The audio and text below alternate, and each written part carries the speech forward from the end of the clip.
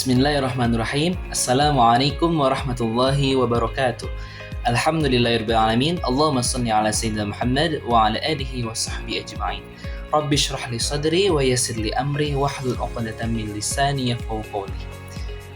Pada kesempatan kali ini, kami dari kelompok 10 yang terdiri dari saya Izzat Khairi, Muhammad Nofal Abid, Monika Dianti Fijatullah, yang akan mempresentasikan mengenai salah satu tafsir Khawarij yang bernama Hamyan Al-Zad ila Daril Ma'ad, karangan Muhammad ibnu Yusuf Itfisi, salah satu mufassir dari daerah Maroko.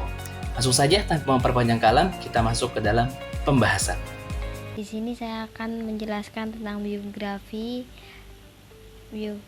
dari tafsir Hamyan Al-Zad ila Daril Ma'ad. Di sini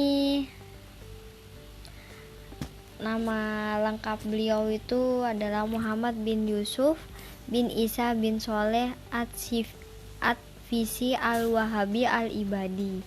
Beliau ini dilahirkan pada tahun 1236 Hijriah. Beliau lahir di Maroko dan beliau juga pembesar agama atau pemimpin agama Islam yang ada di Maroko. Lalu beliau itu wafat pada tahun 1332 Hijriah. Beliau wafat pada saat beliau itu memasuki umur 96 tahun. Beliau wafatnya insya Allah kalau nggak salah ada di Maroko juga. Nah, beliau ini beliau juga dikenal sebagai orang zuhud serta waro. Waro itu di sini yang taat beragama gitu. Di antara kelompok Khawarij di dalam sekte ibadiyahnya gitu. Lalu beliau juga suka disibukkan dengan mengajar dan mengarang kitab-kitab. Beliau seperti itu mulai umur yang sangat-sangat muda pada saat umur 16 tahun. Lalu berbicara mengenai karya-karya dari Muhammad ibnu Yusuf Itfisi, hal ini disampaikan oleh Muhammad Husain Az-Zahabi dalam kitab beliau At-Tafsir wal Mufassirun, yaitu dengan beberapa poin bab khusus mengenai Hamyan Al-Zad ila Daril Ma'ad, yaitu mengarang lebih dari 300 karangan, dan karangan ini bukan hanya satu macam saja, akan tapi bermacam-macam. Jadi ada selain tafsir itu ada hadis, fikih, tauhid dan lain-lain. Salah satunya itu ada Nuzumul Mughni. Dalam kitab tersebut ada lebih dari 5.000 bait. Kitab ini dikarang waktu beliau masih sangat muda. Kemudian ada kitab tauhid milik Syekh Isa bin Tabguroin.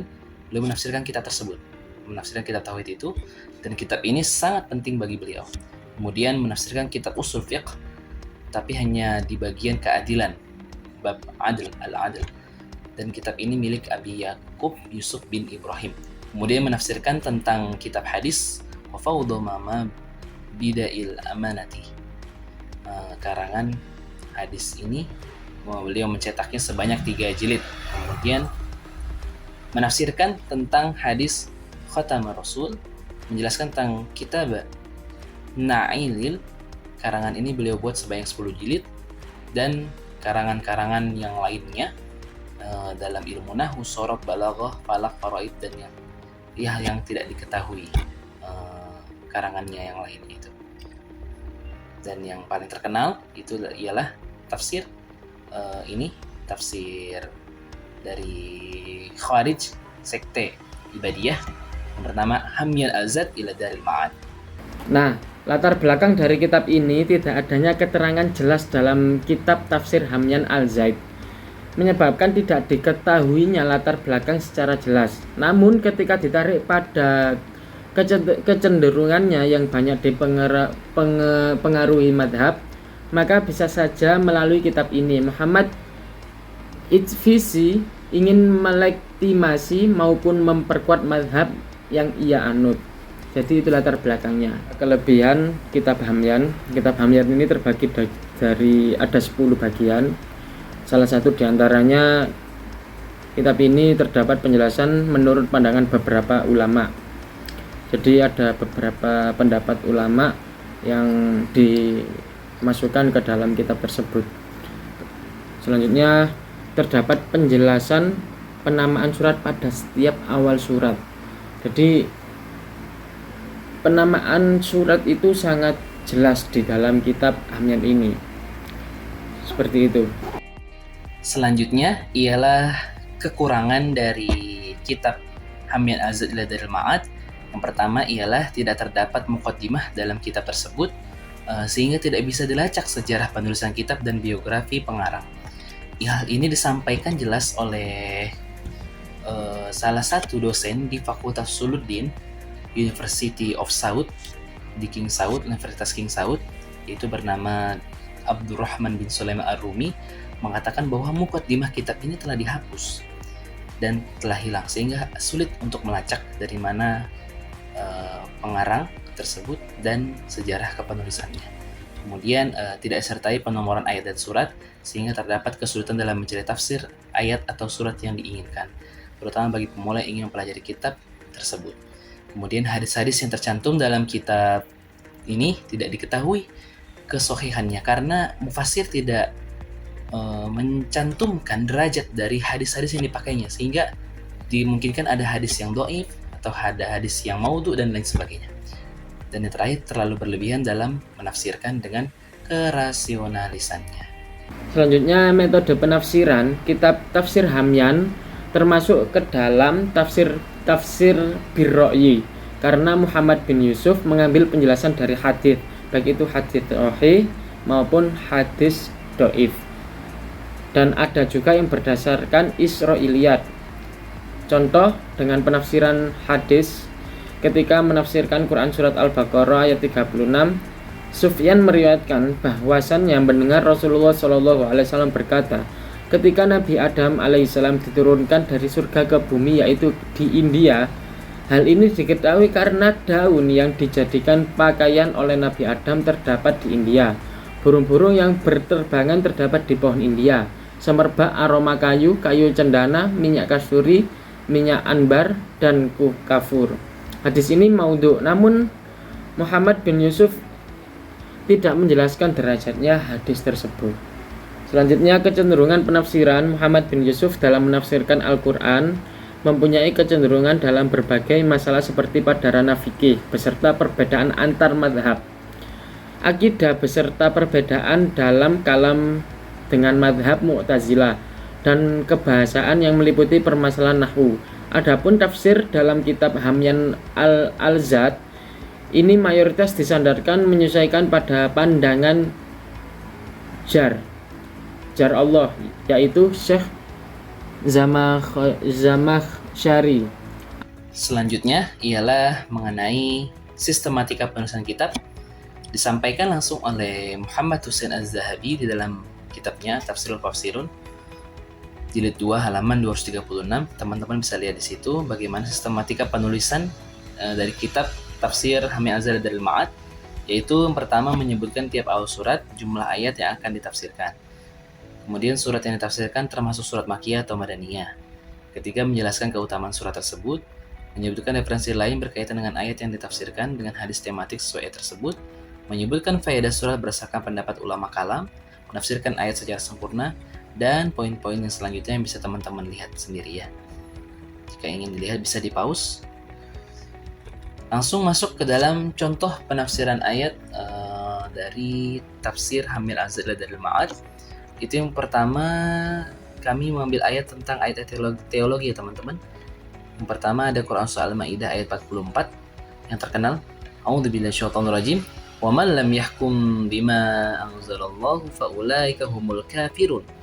Barang siapa yang tidak memutuskan dengan apa yang diturunkan Allah, maka mereka itulah orang-orang kafir.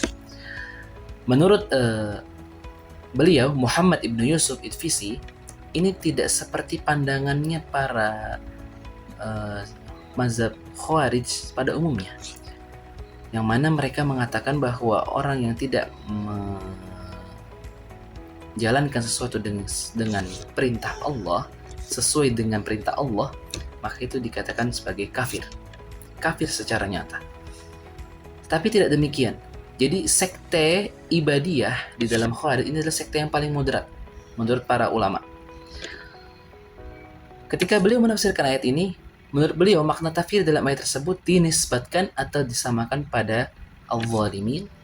Yang al-zalimin ini ialah orang Yahudi dan al-fasiqun yaitu orang Nasrani. Alasannya sederhana, itu karena dua kaum tersebut ini disampaikan oleh para mufassir terkenal yaitu Ibnu Mas'ud, Ibnu Abbas dan Hadhiqah menyatakan dengan demikian bahwa dalam ayat tersebut takfir di dalam ayat tersebut ialah al-zalimin dan al-fasikun. Dan Imam Muhammad Ibnu Yusuf itu selalu mendefinisikan bahwa orang kafir itu ialah al-zalimin dan al-fasikun dalam tafsirnya. Tidak seperti para sekte Khawarij, yang tadi sudah saya jelaskan, yang kita ketahui banyak anggapan bahwa takfir di sana adalah siapapun yang menentang hukum Allah. Kata takfir di sini itu ditafsirkan sebagai kufur ingkar dan kufur nifak. Kufur ingkar itu tidak mengenal dan percaya Allah, yaitu orang-orang kafir itu sendiri, orang-orang yang kafir. Dan kufur nifak ialah Islam tetapi tidak Islam perbuatannya. Jadi orang Muslim tapi perbuatannya tidak sesuai dengan syariat agama. Itu dinamakan kufur nifak oleh beliau. Lalu pada ayat selanjutnya, Quran Surah Ali Imran ayat 97, ini mungkin sifat ayatnya seperti fikih, cuma ada bersinggungan dengan teologi. A'udzu minasyaitonir rajim. Walillahi 'alan nasi hajjul baiti man istata'a ilaihi sabila wa man kafara fa innallaha ghaniyyun 'anil 'alamin. Shadaqallahul 'azim. Yang artinya, dan di antara kewajiban manusia terhadap Allah adalah melaksanakan ibadah haji ke Baitullah, yaitu bagi orang-orang yang mampu mengadakan perjalanan ke sana. Barang siapa mengingkari kewajiban haji, maka ketahuilah bahwa Allah Maha Kaya, yaitu tidak memerlukan sesuatu dari seluruh alam. Redaksi wa man kafara ditafsirkan oleh beliau dengan kufur, yaitu orang yang tidak menjalankan haji dengan sebab malas, remeh, padahal ia mampu secara finansial, maka dikenakan sebagai kufur. Ataupun setelah ia pulang dari berhaji, setelah dia pulang haji nih, namun tidak menandakan padanya kemaslahatan dan melakukan dosa atau maksiat, maka dinamakan kufur yang ia perbuat dan dikategorikan sebagai orang kafir. Jadi menurut beliau orang yang berhaji, tapi ada dua tadi, orang yang tidak mau berhaji, mengingkari haji sebab karena dia malas atau menganggap enteng, ya nggak usah haji, ngapain haji gitu. Padahal dia sudah mampu secara finansial, secara keuangan dia sudah mampu, fisik segala macam. Nah, itu dinamakan dia perbuatannya sebagai orang yang kufur di situ. Paman kafar itu di situ begitu. Kemudian yang kedua, apabila dia setelah haji itu tidak menandakan kemaslahatan bagi hajinya. Arti kata setelah dia pulang dari Baitullah, dia kembali berbuat maksiat, dia tidak berubah dari perbuatannya selama ini, dan dia bahkan semakin jahat, semakin kotor dan lain sebagainya. Perbuatan yang ia lakukan setelah pulang dari berhaji, maka itu dia dikategorikan sebagai orang kafir menurut Muhammad Ibn Yusuf Itfisi. Ya teman-teman, itulah penjelasan singkat dan lumayan padat mengenai tafsir Hamyan Az-Zadul Ma'ad. Semoga teman-teman bisa memahaminya tentang kitab tafsir ini. Dan jika ingin mencari referensi dari presentasi ini, kami cuma dua referensi kami, yaitu dari Muhammad Husni Az-Zahabi, yaitu kitab Al-Tafsir wal Mufassirun. Kemudian ada dari jurnal Ilmu Al-Quran dan Tafsir, yaitu yang dibuat oleh Hamdan Hidayat dari Universitas Islam Negeri Sunan Kalijaga, Yogyakarta. Takfiri dalam kitab Hamyan Al-Zad ila Dalil Ma'ad karya Muhammad bin Yusuf Itfisi. Wallahu a'lam bishawab. Syukran katsiran. Mohon maaf apabila ada kesalahan yang begitu banyak dari kami, karena kami hanya manusia biasa yang tak luput dari salah, dan yang kebenaran itu, yang hak itu adalah datang dari Allah SWT. Atlubul afwa minkum wa akhiran. Assalamualaikum wabarakatuh.